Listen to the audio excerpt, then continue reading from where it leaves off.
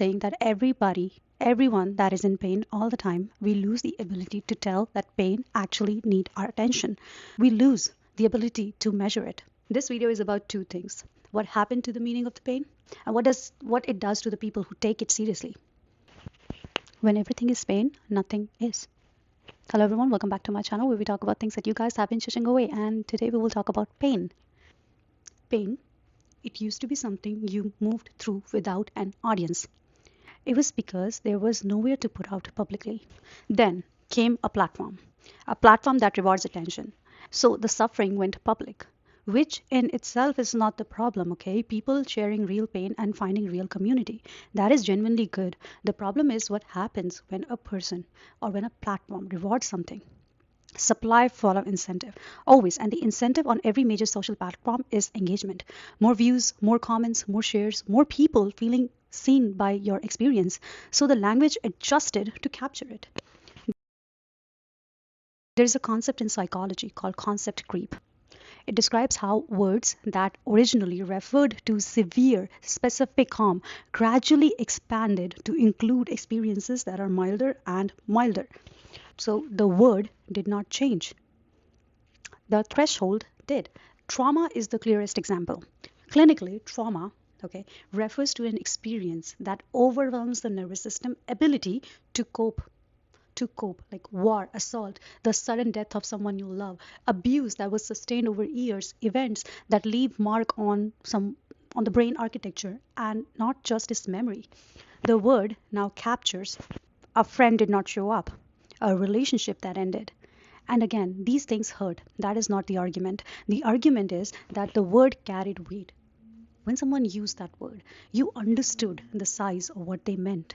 You kind of adjusted yourself accordingly, and you took it seriously in a very specific way. But the weight of it is gone now. The same thing happened to abuse. Same thing happened to toxic, to triggered, to boundaries.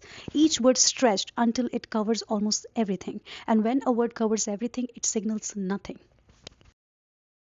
The people who lose the most out of this are the one that the word is actually meant for, built for. Someone who has been through something that genuinely fits the clinical definition of trauma. And now uses the same word as someone describing a hard week at work. They have no louder word, no way to say it. Vocabulary just gotten taken from them because everyone is busy using it. There is a line worth drawing here, and it's not between serious pain or minor pain, and it's not in between who deserves sympathy and who does not.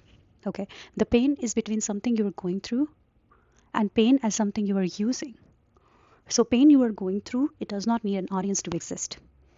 It is there whether anyone sees it or not. Okay, and when someone meets it, when someone sees it with genuine care and it receives that care, it does not stay the same size forever. Okay, but on the other side, the pain that is being used, it behaves differently. Okay, it grows when you engage with it, and it intensifies when you step back.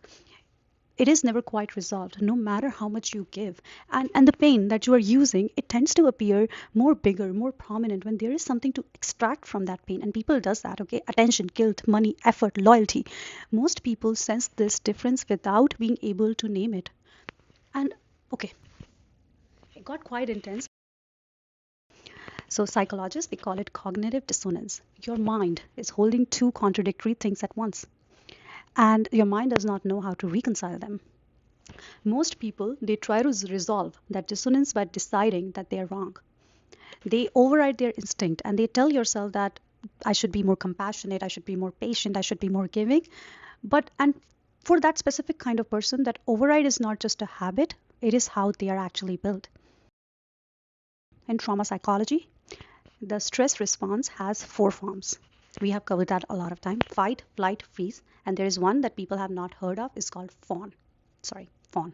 The fawn response is what happens when someone learns, usually early in their life, that the safest thing they can do in the presence of a conflict or someone else's distress is to make it stop. And they do not do it by fighting, they do not do it by leaving or appeasing, they do it by reading the room. And they started by becoming whatever the moment needs them to be. Children who grew up around unpredictable moods of parents, of emotional vitality or conditional love, they often develop this as a survival mechanism. They learn to anticipate, to scan, and to slowly adjust before anyone has to ask.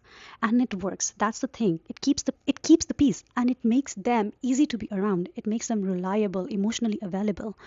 People, they come, they grew up, okay? People come to them, they trust them, they lean on them because they always seem to know what to do when someone is struggling.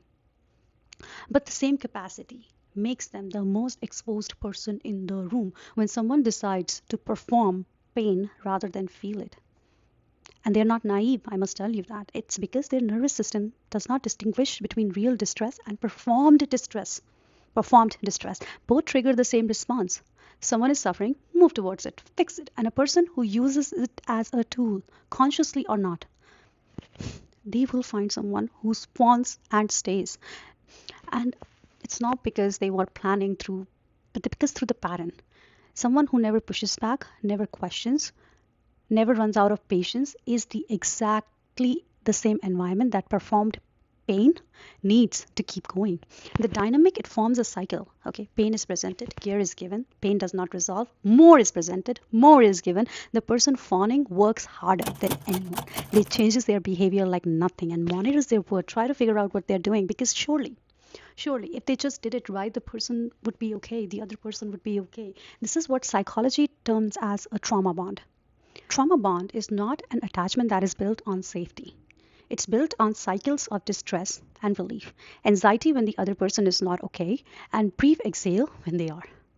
That alternation becomes the structure of the relationship. And someone who's inside this bubble of the big structure, a thought takes hold. It holds, okay? It does not get spoken or fully formed. It's just a feeling that becomes a fact over time. Like you would question yourself, who am I to have needs right now? And that is the cost. A cost is usually not just the slow disappearance, need by need, opinion by opinion, instinct by instinct, until the person does not know what they are feeling actually anymore. Because they have spent a long time feeling whatever other person needed them to feel. There is actually no clean way to end this. The fawn response does not switch off because you understand it. The language, it does not adjust itself or recalibrate because you notice what happened to it.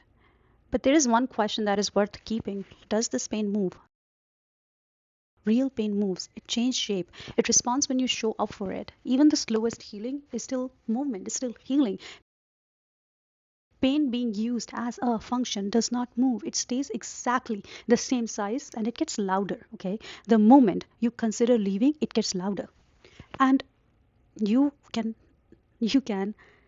notice that. Okay, you don't have to announce that. You are allowed to notice that. I'm allowing you to notice that, and you don't have to make it a confrontation right away.